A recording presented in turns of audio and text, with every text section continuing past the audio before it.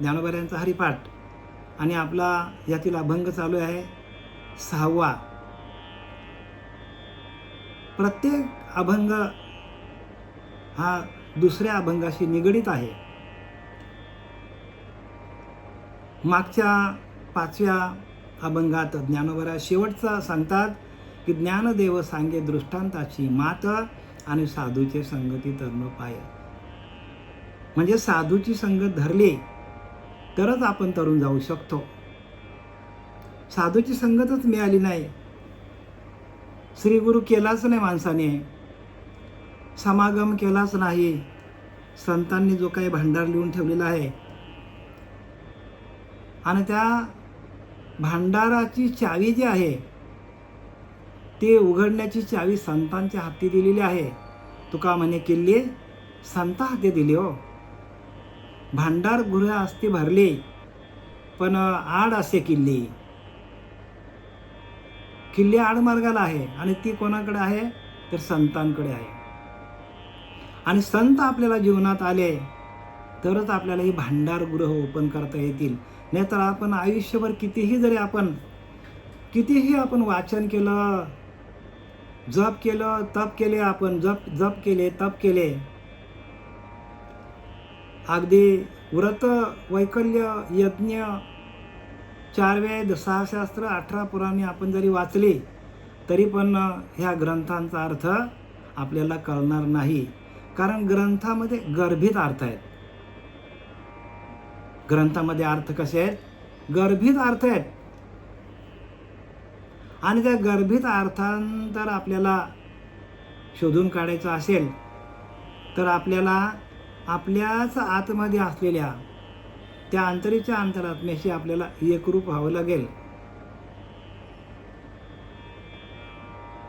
तो अंतरीचा अंतरात्मा आपल्याला प्रकाशमान करावा लागेल, कुंडलिनी जागृत करून घ्यावं लागेल. जोपर्यंत कुंडलिनी झोपलेली आहे तोपर्यंत हे ज्ञान आपल्याला कळणार नाही.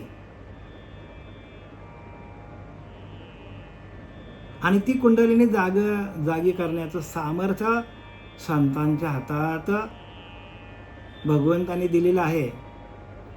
आणि म्हणून ते ज्ञान पैगाबरे जरी म्हणे अत्यानो तरी संत या भजावे. ज्ञानोबा सांगतात आपल्याला संतांचं आपल्याला काय करावं लागेल? सेवा करावी लागेल. संतांची सेवा केली तरच आपल्याला गुह्य अर्थ कळेल.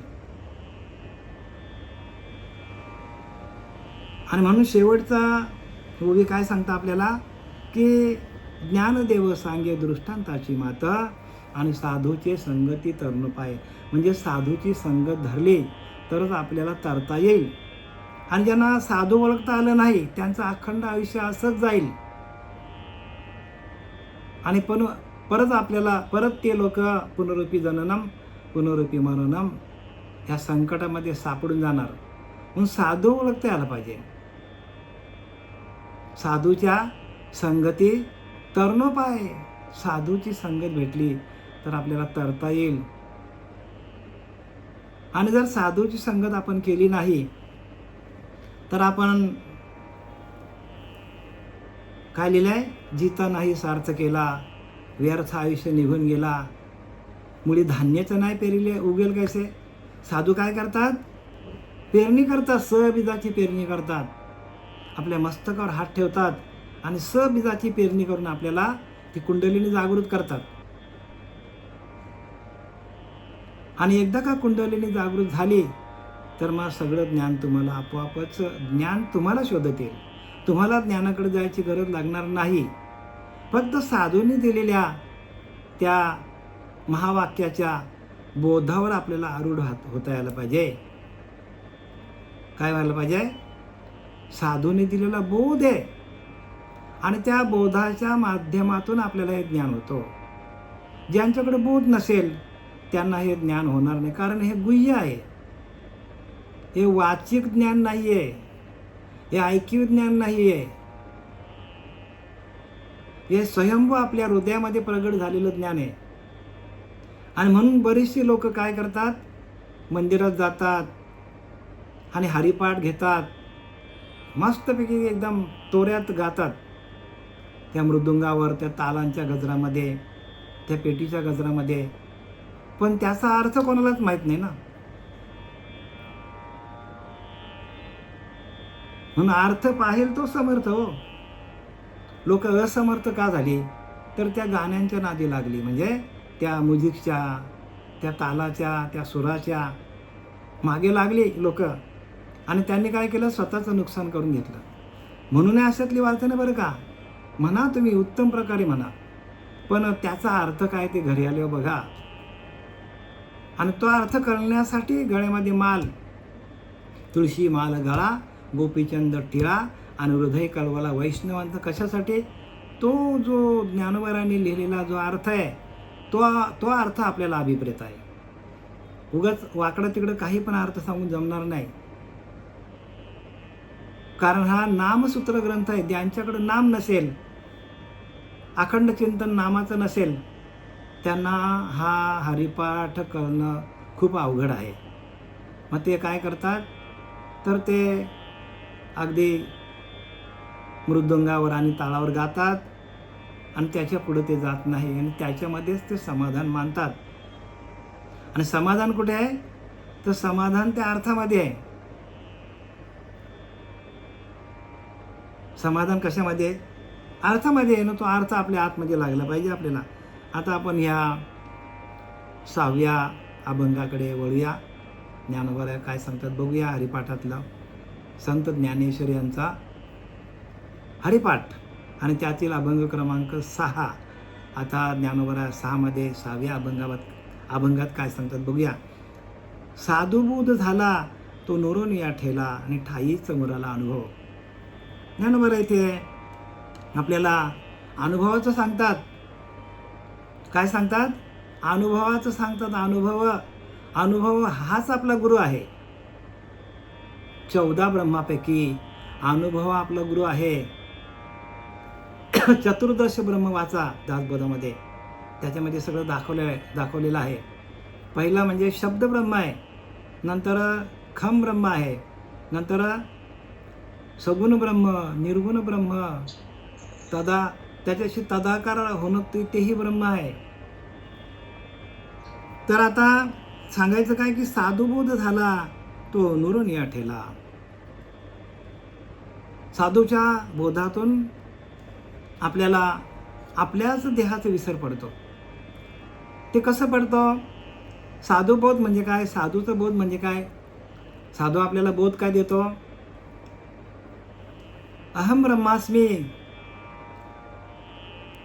तत्वमसी, म्हणजे ते तत्व तू आहेस, म्हणजे तूच परब्रह्म आहेस, तूच ब्रह्म आहेस, हा बोध आहे आपल्याला. आणि त्या साधूच्या बोधातून आपल्याला तशी अनुभूती येते की अहम ब्रह्मास्मी तत्वमसी वासुदेव तत्वता. आपल्याला आपोआप कळू येतं बरं का. पण साधूचा बोध व्हायला पाहिजे. आणि बऱ्याचशा लोकांना साधूचा बोध नाही. नुसतंच काय केलं त्यांनी? माला घातल्यात आणि वरचा मंत्र दिले रामकृष्ण हरी. आणि बोध म्हणजे काय विचारतात. आपण विचारतो तुम्हाला बोध झाले का? बोध म्हणजे काय म्हणतो? गळ्यामध्ये 25, 40 वर्षे माला आहेत आणि बोध म्हणजे काय विचारतात. आणि हाच प्रश्न मी एकदा काय केला, आम्ही नेपाळला फिरायला गेलो होतो महाराज. आणि तिकडे एक ड्रायव्हर होता आम्हाला सगळीकडे फिरवणारा. आणि आम्ही प्रत्येक मंदिरामध्ये जायचो. गौतम बुद्धाचं मंदिर, बरेचशी मंदिर आहेत गौतम बुद्धाची, पॅगोडा. तिथे गेलो का गौतम बुद्धाचं मंदिर जे आहे त्या मंदिरामध्ये मूर्ती नाही कुठलीच, फक्त वरच्या बाजूला त्या कळस त्या गौतम बुद्धाचा असतो. गौतम बुद्धाची जी मूर्ती आहे तिचा वरती कळस म्हणून वापर करतात ते लोक. ते एका नेपाळी ड्रायव्हरला विचारला मी, म्हटलं ह्या मंदिरामध्ये गौतम बुद्धाची मूर्ती का नाही? मी प्रश्न केला बरं का. त्याने उत्तर काय द्यावं मला महाराज? उत्तर म्हटलं का मूर्ती का ठेवत नाही? प्रत्येक मंदिरामध्ये गणपतीची मूर्ती आहे, पांडुरंगाची मूर्ती आहे, बजरंगबलीची मूर्ती आहे. सगळ्या मंदिरामध्ये ज्याचा मंदिर आहे त्याच्यामध्ये मूर्ती आहेत. पण गौतम बुद्धाच्या मंदिरामध्ये मूर्ती का नाही असं मी त्याला विचारलं. त्याने उत्तर दिलं पटकन मला. म्हणतो बोध. काय विचार मला? बोध. बोध म्हणजे काय? बघा, एक साध्या ड्रायव्हरने उत्तर दिलं मला. खरं खरं मी अगदी माझी छाती धडकन केली. कारण काय, मला कळालं ते. बोध म्हणजे आपणच परब्रह्म आहोत महाराज. साधू बोध झाला तो नोरुनिया ठेला म्हणजे आपणच परब्रह्म आहोत. सांगायला काही उरतच नाही माणूस. ज्या वेळेला आपला आत्मसाक्षात्कार होतो की आपला अंतरीचा अंतरात्मा हाच आपला परमात्मा आहे, आणि त्या अंतरीच्या अंतरात्म्याचा ज्या वेळेला आपल्याला बोध होतो, आपल्याला जो प्रबोधाचं चिंतन दिलेलं आहे, आणि त्या प्रबोधाचं चिंतन म्हणजे तेच आहे ना की ते परब्रह्म मी आहे, ते परब्रह्म मी आहे, ते परब्रह्म मी आहे, असंच आपल्याला मंत्र दिलेला आहे ना. मग आपण तुका म्हणे आळी जेवी नुरेची वेगळी, याचा अर्थ काय होतो? ती आळी कोणाचा ध्यास करतो? त्या भिंगोरटीचा ध्यास करतो, आणि काही दिवसांनी ती आळीच भिंगोरटी होऊन जातो. नाथबाबा सांगतात तसं आपल्याला राम म्हणता रामाची होईजे. ते परब्रह्म मी आहे, ते परब्रह्म मी आहे असं म्हणता म्हणता आपणच कधी परब्रह्म होते माहीत पडत नाही आपल्याला. आणि त्याला म्हणतात बोध. काय म्हणतात त्याला? म्हणून साधू बोध झाला तो नोरुनिया ठेला. स्वतःचा देहाचा पूर्ण विसर पडतो. साधूच्या बोधातून आपल्याला संपूर्ण आपणच परब्रह्म आहोत अशी आपल्याला अनुभूती येते. म्हणून बोध फार महत्त्वाचा आहे. बोध बोध करी तूची सोय परब्रह्म, ऐसा ध्याता होतो तद्रूप. देहाचा निराश करून पाहे ब्रह्मानंद अनुभवणे हंसानंद म्हणे. याचा अर्थ काय होतो? बोध बोध करी तूची सोय परब्रह्म, आपणच परब्रह्म आहोत, आपणच परब्रह्म आहोत. आणि त्याला काय म्हणतात? प्रबोधाचं चिंतन म्हणतात आपल्याकडे. काय म्हणतात? त्या प्रबोधाच्या चिंतनातून इथून मला स्पष्ट सांगता येत नाही, कारण गुह्य आहे. सांगायचं आम्हाला हे पण नाही बरं का. आपणच परब्रह्म आहोत असा ज्या वेळेला तुमचा बोध तयार होईल प्रत्येकाच्या पिंडामध्ये, त्यावेळेला देव लांब नाही, तुम्हीच देव आहात. तो वासुदेव तत्व होता, आपणच ते तत्व आहोत. प्रत्येक माणूस तत्वरूपाने, प्रत्येक जीव हा तत्वरूपाने ब्रह्मच आहे. पण ते कळण्यासाठी साधूचा बोध पाहिजे. बोध बोध करी तूची सोय परब्रह्म, ऐसा ध्याता होतो तद्रूप. देहाचा निराश करून पाहे ब्रह्मानंद अनुभवणे हंसानंद म्हणे. बघा, हंसानंद स्वामींनी हे लिहिलेलं आहे, अभंग लिहिलेला आहे. अनुग्रह म्हणजे आपलेच ज्ञान, आपलेच ध्यान, आपणच परब्रह्म आहोत. अनुग्रह ऐसा जेथे तेथे पहावे, आपलेच रूप अनुभवावे. अनुग्रह करी भ्रमाचा निराश, अज्ञानाचा नाश तात्काळची. ही अनुग्रहाची क्रिया आहे सगळी.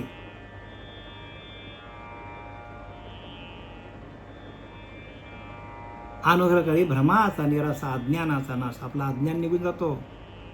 आपण स्वतःला जर आपण परब्रह्म असंच आपण समजलंच नाही तर आपल्याला हे ज्ञान होणार नाही. म्हणून तुम्ही बोध म्हणजे काय? आपणच परब्रह्म आहात. त्या बोधावरती आरूढ व्हा. ध्यानाला बसवतात म्हणजे काय करतात? आपल्याला प्रत्येक साधकाला काय करतात? ध्यानाला बसवतात म्हणजे आपणच परब्रह्म आहोत असं तुम्हाला नामाचा जप करून दिलेलं. तुम्हाला नाम म्हणजे काय? आपणच परब्रह्म आहोत. अहम ब्रह्मास्मी जान, अहम ब्रह्मास्मी जान, आपणच ब्रह्म आहोत ते जाणून घ्या. तुम्ही जाणून घ्या. म्हणून साधू बोध झाला तो नोरुनिया ठेला, ठाईच मुराला अनुभव. अनुभव काय? तो जागच्या जागेवर आपल्याला अनुभव येतो. जसं जसं जवळ करी माझी भक्ती, तव तव अविद्या निवृत्ती, जेणे माझ्या स्वरूपाची प्राप्ती. त्या श्रुती वेदांत तर्क नाथबाबा सांगतात. श्रुतींना नाही जमत, वेदांना जमत नाही, वेदांना सांगता येत नाही. वेदांचा तो अर्थ आम्हा सही ठावा, येऱ्यांनी वाहावा फार माता.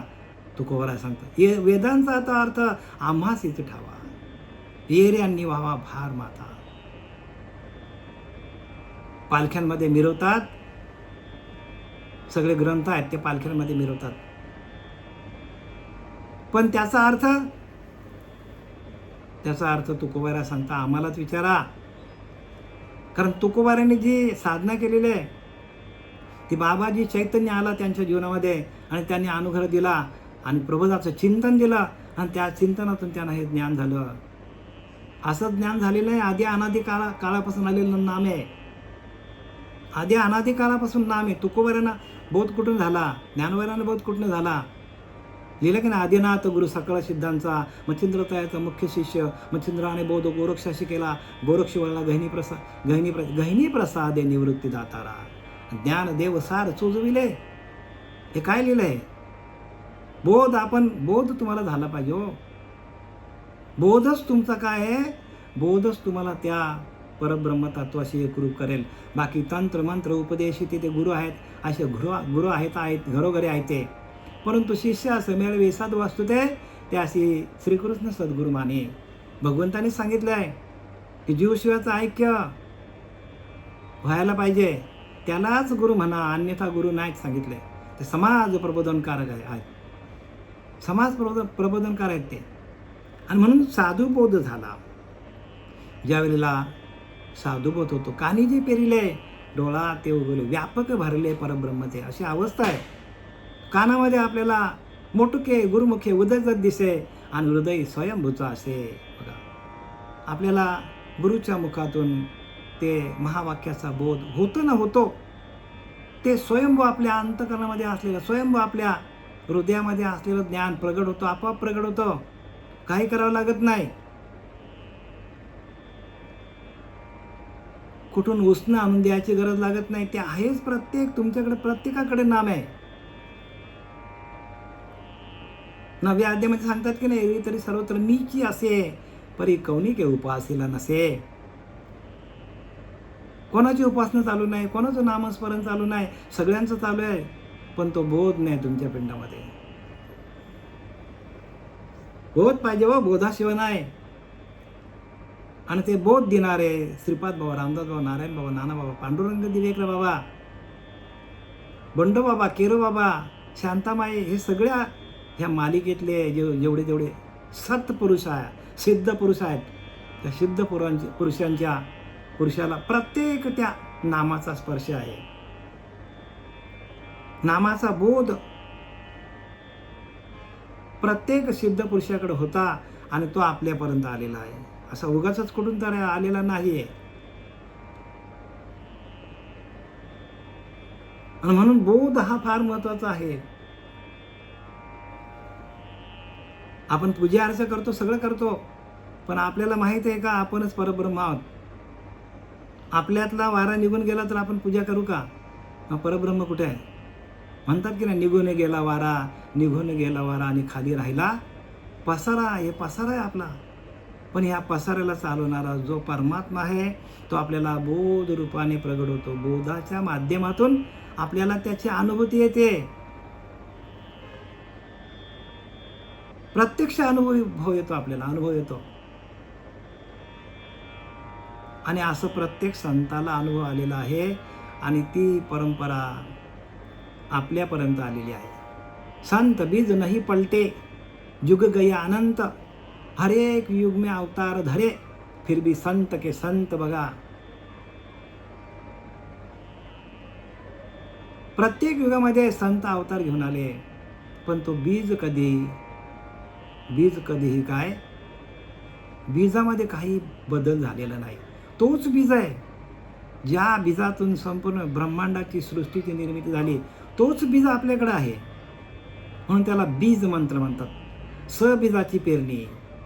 आणि म्हणूनच सुरुवातीलाच लिहिलंय ज्ञानोबांनी, आकार चरणयुगल, उकार उदर विशल, मकार महामंडल, मस्तकाकार, हे तिन्ही एकवटले जेथे तेथे शब्द ब्रह्म कावरले, तेम्या नमिले श्री गुरु कृपेने आदी बीज.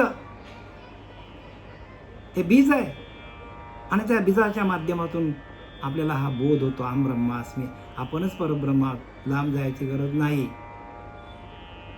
जर आपण आपल्याला सोडून जर बाहेर गेलो आपण, तर आपल्याला कुठलाच ज्ञान होणार नाही. तुम्ही स्वतःला काय करा, स्वतःला टार्गेट करा की तुम्हीच परब्रह्म आहात. सगळं काही जिथल्या तिथे आहे, पण आपल्याला बोध नाही आणि बोध व्हायला पाहिजे. म्हणून साधू बोध झाला तो नुरवून या ठेवल्या, म्हणजे तो शिल्लकच राहत नाही हो. म्हणजे देहबुद्धीच निघून जातो त्याची. काय करतो? देहबुद्धीच निघून जाते. म्हणून म्हणून काय लिहिलंय? देहबुद्धीती आत्मबुद्धी करावी, सदा संगती सज्जनांची धरावी. म्हणजे सज्जन मिळला पाहिजे, साधू मिळाले पाहिजे आपल्याला. कारण साधूकडं काय आहे? साधूकडे ती शक्ती, आत्मशक्ती आहे. साधूकडे ते चैतन्य आहे. साधूकडे तो बोध आहे. साधूने डोक्यावर हात ठेवल्या ठेवल्या ते ज्ञान प्रगट होतो. साधू आपल्या नेत्र कटाक्षामधून आपल्याला काय करतो? प्रकाशित करतो. आलिंगन देऊन प्रकाशित करतो. डोक्यावर आपल्या तुपाची पेरणी करून आपल्याला प्रकाशित करतो. ही साधूकडे कला आहे. म्हणून साधू दिसती निराळे, ते स्वरूपी मिळाले. बघा, आपल्या आत्मस्वरूपाशी एकरूप झालेले असतात साधू. अवघे मिळून एकची झाले, देहातीत वस्तू, देहाच्या पलीकडची वस्तू साधू आहे. साधूंना कमी समजू नका. पण साधूंना ओळखा. साधू ओळखता यायला पाहिजे हो.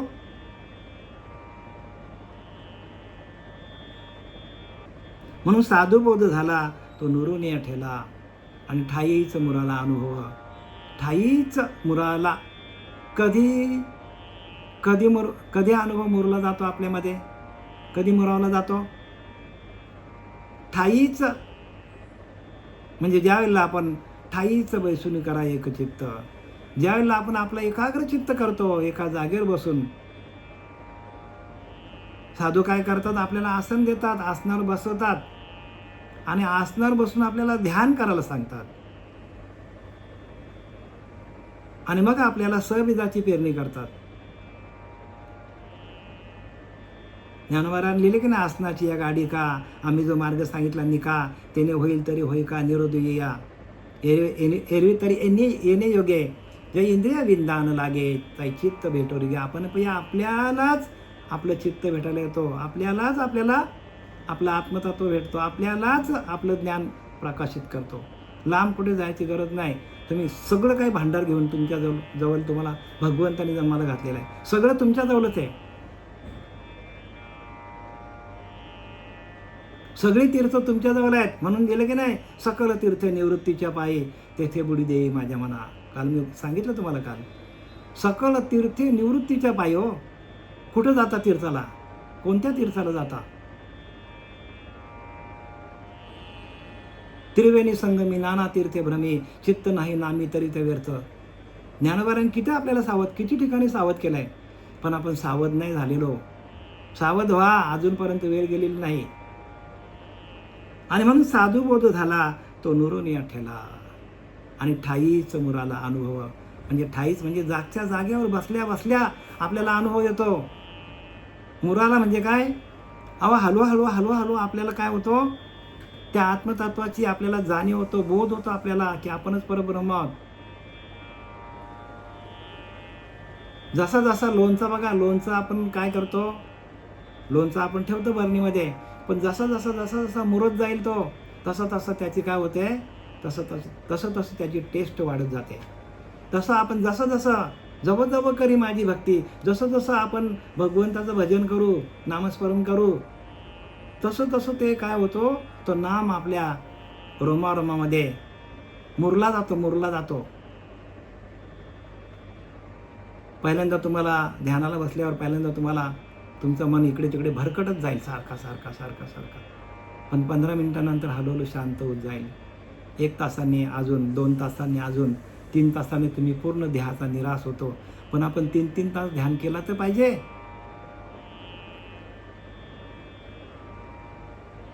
आपण 10-15 मिनिटांमध्ये लगेच उठतो. आपल्याला ज्ञान होईल का? जेवायला आपण 1-1 तास लावतो. खायला बसलं तर माणूस 1-2 तास, प्यायला बसले तर 2-2 तास बसतात. आणि ध्यानाला आपण 10 मिनिटात उठतो. ज्ञान होईल का? आणि म्हणून ज्ञानोबारांनी लिहिलंय 12व्या अध्यायामध्ये, ज्ञान येई जे भेटी ध्यानाची या. म्हणून ध्यानाला तुम्ही काय करायला पाहिजे? वेळ द्यायला पाहिजे. हो, जास्तीत जास्त वेळ द्या ध्यानाला.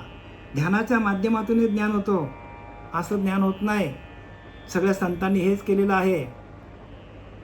प्रत्येक संतांनी काय केलेलं आहे? त्या बोधावर आरूढ झालेले आहेत.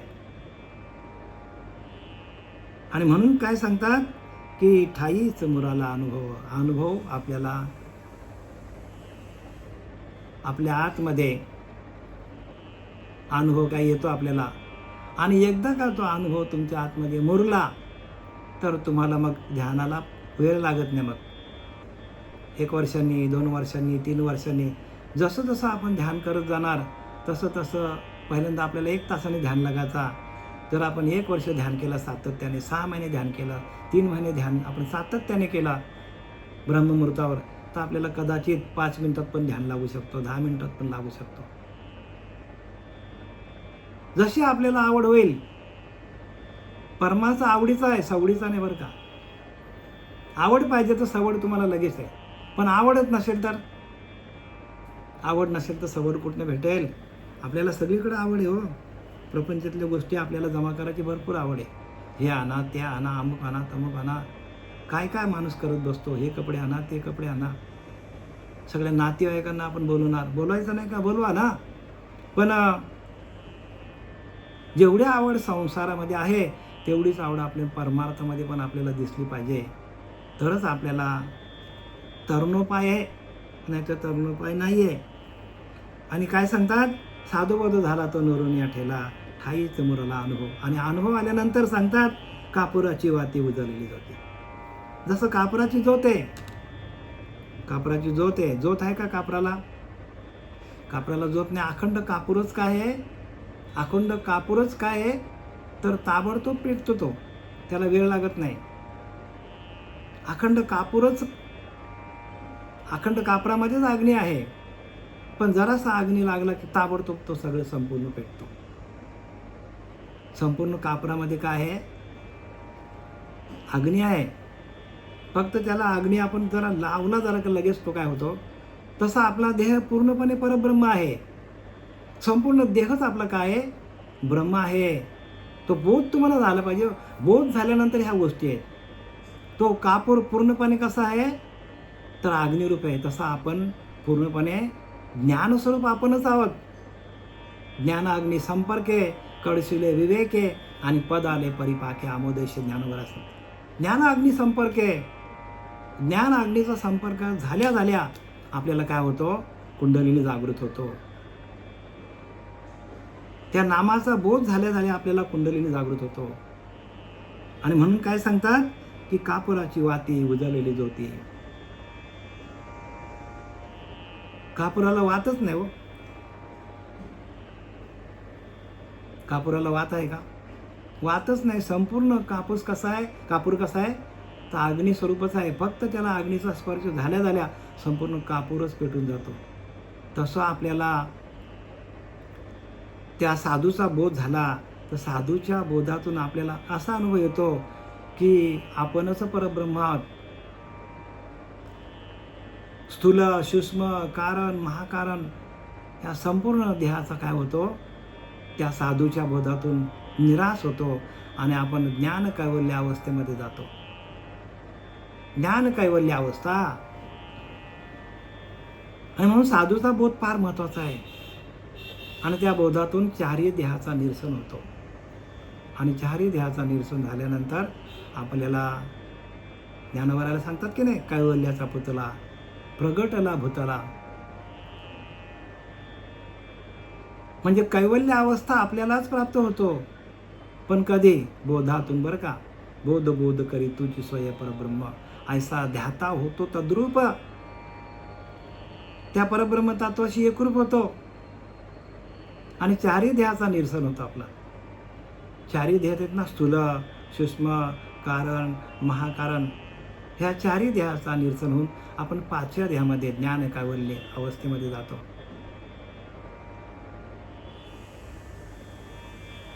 आणि ही अवस्था जी आहे ती ज्ञानोबाने स्वतःची अनुभूती सांगितलेली आहे. आणि तशी अनुभूती प्रत्येक साधकाला यायला पाहिजे.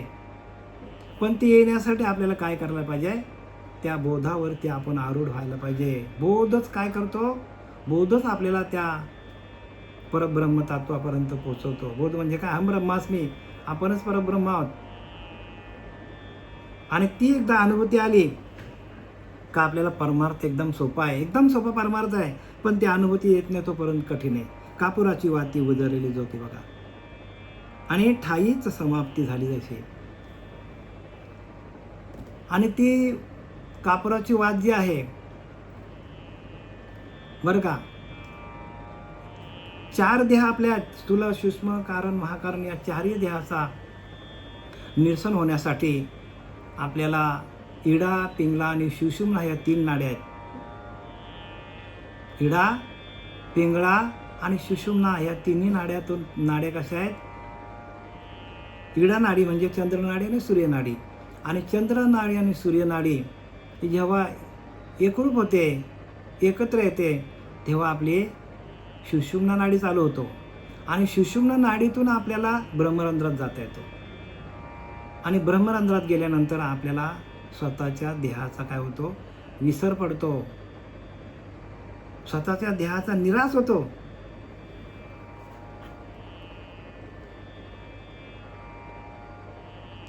स्वतःच्या देहाचा काय होतो? विसर पडतो. आणि स्वतःच्या देहाचा विसर पडल्यानंतर ठाईच समाप्ती झाली जैशी. म्हणजे आपल्याला आपल्याच देहाचा काय होतो? विसर पडतो. ठाईच समाप्ती झाली जशी. जशी कापुराची वात विझून जाते, तसं आपली देहबुद्धी, आपला अहंकार, आपले विषय हे सगळे आपोआपच बाजूला होतात. आपली देहबुद्धी आहे ना, ती कायमचीच निघून जाते. आणि देहबुद्धी ती आत्मबुद्धी करावी, सदा संगती सज्जनांची धरावी. म्हणून सज्जनांच्या संगतीमध्ये आपण जायला पाहिजे. म्हणून साधुबोध झाला, साधूच्या बोधावर आपण आरूढ झाल्यानंतर हे सगळ्या अनुभूती आहे प्रत्येक साधकाला येते. पण आपण ध्यान करायला पाहिजे. 2 तास, 3 तास, 4 तास, 2-2, 3-3 वेळा आपण ध्यान करायला पाहिजे. तुम्ही म्हणाल की आपल्याला वेळ नाही तेवढा. वेळ जरी नसेल तरी वेळ काढावा लागेल. वेळ काढावा लागेल. सातत्याने वाचन करा, वेळ मिळाला तर ध्यान करा. ध्यान करायला नाही मिळाला तर नामाचा जप करा. नामाचा जप नाही करता आला तर ज्ञानोबांनी जे का आपल्याला अभंग दिलेले आहेत त्या अभंगाचं मनन करा. सातत्याने मनन करायला लागेल आपल्याला. आणि मनन करता करता आपल्याला काय होतं? प्रत्येक साधकाला मननशील लोकांची अखंड देवहारणीशी, नाही का? म्हणजे सातत्याने भगवंत आपल्या जवळच आहे. आणि भगवंत आपल्या जवळ आहे असा तुमचा ठाम भाव झाला तरच तुम्हाला बोध झाला, बोधावर तुम्ही आरूढ झाले अशी तुम्हाला अनुभूती येईल. प्रत्येक साधकाला अनुभूती येईल. कापुराची वाती उजळलेली ज्योती. म्हणजे कापुराची वात काय होते? उजळलेली म्हणजे एकदम पेटली जाते. आणि ताबडतोब ती काय होते? ताबडतोब तिथल्या तिथे तिचा प्रकाश किंवा तिची ज्योत किंवा तिचा उजेड तिथल्या तिथे समाप्त होतो. आणि ते आपल्याला दिसतो का नंतर? नाही दिसत. कापूर गेला. तसं आपली देहबुद्धी जायला पाहिजे. आपण ध्यानातनं उठलं तरी आपली देहबुद्धी आहेच. म्हणजे देहबुद्धी आपल्याला काय सोडत नाही आपल्याला. म्हणून देहबुद्धीच्या नरा थोर चिंतेचा आडधरा, संकल्प विकल्पाचा मारा. देहबुद्धी अनिवार्य आहे. देख दीपाच्या मिलनापाशी केवळ दुःख पतंगाशी, तरी आलिंगन द्यावे तैशी देहबुद्धी. तसं आपण संसाराला धरून आहे. प्रत्येक माणूस संसाराला धरून आहे, या प्रपंचाला धरून चाललेला आहे. पण त्याच्या देहाचा निराश पूर्ण होत नाही. आणि देहाचा निराश पूर्ण होण्यासाठी आपल्याला कापुराचा काय दिला? दृष्टांत दिला. म्हणजे ध्यानाला बसल्यानंतर आपण ध्यान करता करता संपूर्ण, म्हणून ज्ञान म्हणजे ज्ञान कशाला म्हणतात? तर ज्ञान कशाला म्हणतात ते समजून घ्या, म्हणजे तुमच्या लक्षात येईल. ज्ञानोबाला सांगतात, जाणीव जिथे निघे विचार मागुता पावली निघे, तर्क आणि निघे अंगी जायच्या. अर्जुना तया नाव ज्ञान, एह प्रपंच हे विज्ञान. ते तो सत्यबुद्धी हे अज्ञान जाण. आता अज्ञान अवघे हरपे, विज्ञान निशेष करपे, आणि ज्ञान ते स्वरूपे होऊन जायचे. जे तो सांगत यायचे बोलणे खुंटे, आणि ऐकत यायचे व्यसन तुटे, आणि जाणणे लहान सहान मोठे उरोने दे. उरोने दे म्हणजे राहतच नाही. हेच तर ज्ञानोबाला सांगतात तिथे आपल्याला. जाणीव जिथं निघे म्हणजे आपण ध्यानाला बसल्यानंतर आपल्याच पूर्ण देहाचा विसर पडतो. विचार मागोता पालू निघे, विचार पण राहत ना आपल्या अंतःकरणामध्ये कुठलाच विचार राहत नाही. मनाकडे कुठलाच विचार नसतो. तर्क आयनीने घ्या अंगी जायच्या. तर्क पण चालत नाही, तर्क पण तिथपर्यंत जात नाही तिथपर्यंत. अर्जुना तया नावं ज्ञान, त्याला ज्ञान म्हणतात. आणि ते ज्ञान आपल्याला कशातून होतो? तर ध्यानातून होतो. आणि म्हणून ध्यानाला जास्त किंमत दिलेली आहे. अभ्यासहून घन पार्थामा ज्ञान, ज्ञानाहून ध्यान विशेष सांगितले, विशेष किंमत दिली ज्ञानवरांनी.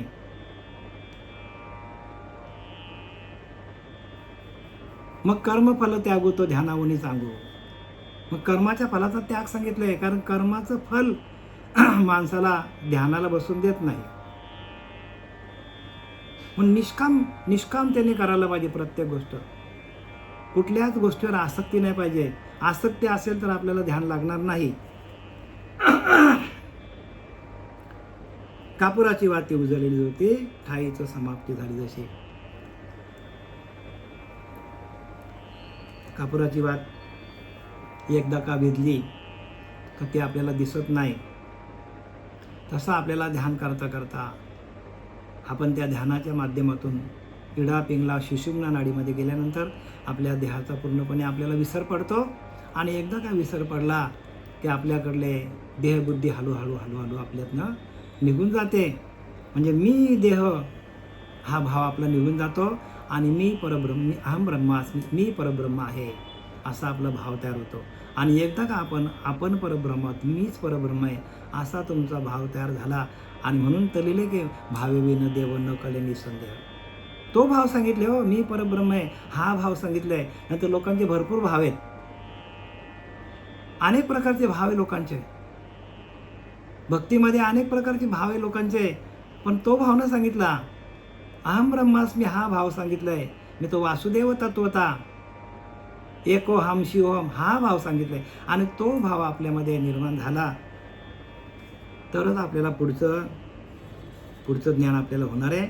मोक्षरथी आला भाग्य विनटला. आता त्यालाच धरून ज्ञानवरा सांगतात की असं जर आपला ध्यान लागला, स्वतःच्या देहाचा विसर पडला, तर आपल्याला ताबडतोब मोक्ष आहे. मोक्ष रेखे आला म्हणजे आपण मोक्षाच्या रेषेवरती आपण आलो. म्हणजे मोक्ष आपल्याला काय करेल? मोक्ष आपल्या हातात आला. मोक्ष रेखे आला भाग्य विनटला. आपलं भाग्य उदयाला आलं. आपण भाग्य कशाला समजतो? भाग्य कशाला समजतो आपण? प्रपंचामध्ये एखादी चांगली गाडी आणली, मुलाला नोकरी लागली, धंदा चांगला उच्च प्रकारे चालायला लागला, 2 व्हीलरची 4 व्हीलर आली, 1 BHK 2 BHK झाला. मग आपल्याला वाटतं की आपली भक्ती फळाला आली. ही भक्ती नाही बरं का, ही भक्ती नाही. ह्या तुमच्या कामना आहेत. कामनेची भक्ती, इच्छिती धनसंपत्ती, तयांच्या चित्ती बोध कैसा. बोध कसा तुम्हाला होईल? आणि बोधातून सगळं आहे. मला तुम्हाला सांगायचं काय की बोध हो, बोधावरती सगळं आहे. आणि मनुष्य काय करतो? तयांच्या चित्ती बोध कैसा. कामनेची भक्ती, इच्छिती धनसंपत्ती. आपण काय करतो?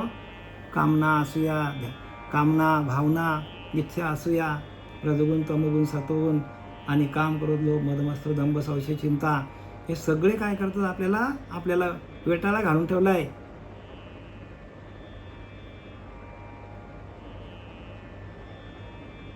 कामनेची भक्ती, इच्छिती धनसंपत्ती. मनुष्य धन आणि संपत्तीच्याच मागे लागलेला आहे. आणि ते धनाचा आणि संपत्तीचा आणि प्रपंचातलाच माणूस अनुभव सांगतो, पण प्रत्यक्ष अनुभव भगवंताचं कोणीही सांगत नाही. व्यासपीठावरनं सांगत नाही, कीर्तनकार सांगत नाही, प्रवचनकार सांगत नाही. आणि त्यांना लोकांसारखं बोललं तर लोकांना आवडतो. त्या माणसाने खूप चांगला प्रवचन केला, अरे पण त्यांनी काय सांगितला? प्रपंचातल्या गोष्टी सांगितल्या. आणि प्रपंचातल्या गोष्टी ऐकायला लोक काय करतात? आपला वेळ बर्बाद करतात 1-1 तास 2-2 तास कीर्तनामध्ये. आणि म्हणून इथं लिहिले की साधू बोध झाला तो नुरुने ठेला. साधूचा बोध व्हायला पाहिजे. बोधामधून हे सगळं ज्ञान आहे. ज्याच्याकडे बोध नाही, ज्याच्याकडे महावाक्याचा बोध नाही, ज्याच्याकडे नामाचा बोध नाही, त्याला हे ज्ञान कसं कळेल?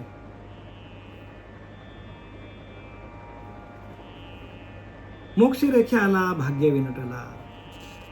आणि मग ज्याला बोधाची अनुभूती आली त्याचं भाग्य विनटला. भाग्य त्याला शोधत आलं.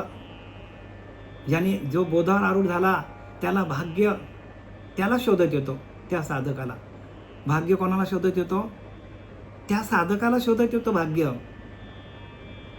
कोणत्या साधकाला? जो बोधावर आरूढ झाला त्याला मोक्षरेखे आला. मोक्षाच्या रेषेवरती आला तो आणि ती त्याला दिसायला लागली बरं का. जसं आपल्या गुगलवर आपल्याला काय करतो, मॅप दाखवतो कुठल्या दिशेला जायचं. आपण गुगलवर एखादा सर्च टाकला, आपल्याला अमुक ठिकाणीला जायचं, तो बरोबर आपल्याला तिथपर्यंत घेऊन जातो. बरोबर आपल्याला सगळं काय करायची गरज नाही. फक्त ती एक रेषा आहे, ती रेषा आपल्याला सांगते. तिथे एक एरोप्लेन आहे, तो आपल्याला सांगतो बाबा इकडे जा तिकडे जा. तसा ह्या साधूला माहीत पडतो, ती रेषा माहीत पडतो की आपल्याला आता आपण मोक्षाच्या रेषेवरती आपण काय आहे, मोक्षाच्या रेषेवरती आपण आलेलो आहोत असं अनुभूती येते. कोणाला? त्या साधूला. म्हणून साधू बोध झाला. साधूला असा बोध होतो आणि मग त्याला असे चिन्ह दिसायला लागतात स्वतःच्या अंतःकरणामध्ये, स्वतःच्या मनाकडे, स्वतःच्या देहाकडे, स्वतःच्या विचारांवर, विवेकावर. विवेक त्याला असा विवेक प्रगट होतो, स्वतःला अनुभूती येते. आणि म्हणून इथं काय सांगतात की मोक्षरेखे आला आणि भाग्य विनटला. भाग्य आपलं शोधत आलं. भाग्य त्याला शोधत येतो. भाग्य कोणाला शोधत येतो? जो दास आहे, जो साधक आहे, त्याला भाग्य शोधत येतो. कधी? जर त्याला बोध झाला तर. असं भाग्य नाही बरं का. आपण आता मी तुम्हाला सांगितलं की कोणाला लॉटरी लागली, माझं भाग्य 1 BHKचा 2 BHK, हे भाग्य नाही बरं का. भाग्य काय सांगितलं आहे की मोक्षरेखे आला भाग्य विनटला. आपण त्या मोक्षाच्या रेषेपर्यंत, म्हणजे आपल्याला मोक्ष आता जवळ आला असं त्या साधकाला अनुभूती येते. तुकाराम महाराज तर सांगतात, मोक्ष आम्हा घरी कामाला जासे. मोक्षाला आम्ही कामाला ठेवलंय. मोक्षाच्या पलीकडे तुकोबाराया गेले, कारण त्यांचं अखंड चिंतन विठोबाचं चालू होतं. तसं आपलं चिंतन व्हायला पाहिजे. मोक्षाच्या पुढे जायला पाहिजे आपण. मोक्षरेखे आला भाग्य विनटला. मोक्षाच्या रेषेवर येणं, आपल्याला अनुभूती येणं.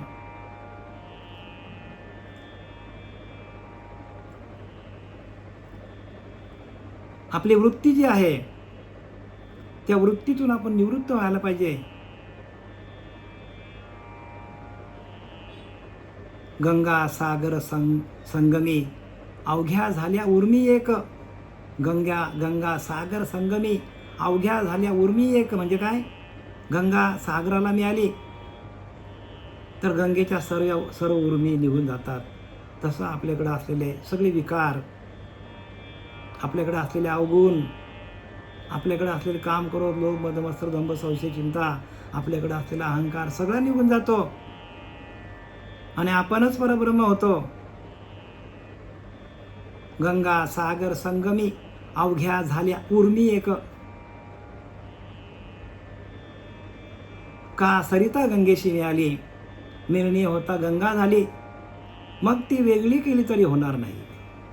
समर्थ सांगतात, का सरिता गंगेशी मिळाली. बघा, नदी गंगेला मिळाली, निर्णय होता गंगा झाली. आता ती नदी राहिली नाही, ती गंगाच झाली. म्हणजे साधूची वृत्ती आहे. साधूच्या वृत्तीचा अभ्यास सांगितलाय. साधूच्या वृत्तीचा अभ्यास सांगितलाय. लवण जैसे समुद्रामध्ये सोडला आपण. लवण जैसे समुद्री मिले. काय लिहिले? लवण जैसे समुद्री मिले. एकदा का मीठ सागरामध्ये मिळाला तो समुद्रमय होतो. तैशी जाणावी साधू वृत्ती पुन्हा न मिळे माया झाली. परत ती साधूची वृत्ती मायाजाळमध्ये येत नाही. जसं मीठ आलंय कुठून, समुद्रातून आलंय, आणि परत तो समुद्रामध्ये गेला की तो मीठ राहत नाही, तो समुद्रामध्ये व्यापक होतो. तशी साधूची बुद्धी एकदा बोधावर आरूढ झाली, ती पुन्हा न मिळे माया झाली. माया त्याशी बांधू सखेना, सत्य सत्य जाण तुका म्हणे. माया त्याला बांधू शकत नाही त्या साधूला, कारण त्याची वृत्ती काय झाली, त्या बोधावरती आरूढ झाली. माया जाल त्याशी बांधू सखेना, सत्य सत्य जाण तुका म्हणे. लवण जैसे समुद्र मिळाले ते समुद्रमय झाले. तैशी जाणारी साधू वृत्ती पुन्हा न मिळे माया झाली. माया जाल त्याशी बांधू सखेना, सत्य सत्य जाण तुका म्हणे. तुकाराम महाराज सांगतात, मी खरं खरं सांगतो, एकदा का साधूची वृत्ती त्या बोधावर आरूढ झाली, त्या परब्रह्माशी एकरूप झाली का ते माया जाल त्याला बांधू शकत नाही. तसं समुद्रातून आलेला मीठ समुद्रात गेला की परत तो कडेला येत नाही. कडेला आलं तर मीठ. तसा आपल्याला जो जन्म मिळालेला आहे, आपल्याला देह मिळालेला आहे, हा देह त्या भगवंताला आपण अर्पण केला तर हा संपूर्ण देहच काय होतो, ब्रह्मरूप होतो. म्हणून माया त्याची ब्रह्म, ब्रह्म त्याची माया, आणि अंग आणि छाया सारखीच. म्हणून काय लिहिलं ते की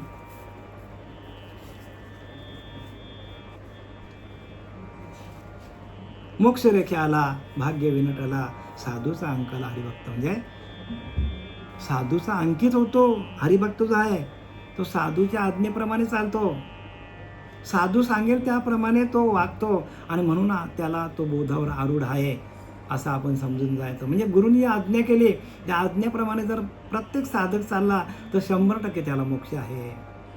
100% बरं का. त्याच्यामध्ये तस्सूभरही फरक पडणार नाही. पण सद्गुरू आज्ञाप्रमाण, सद्गुरूंनी आज्ञा प्रत्येक पाठी येणे महर्षी आले, साधकाचे सिद्ध झाले, आणि आत्मविद थोरावले येण्याची पंथे.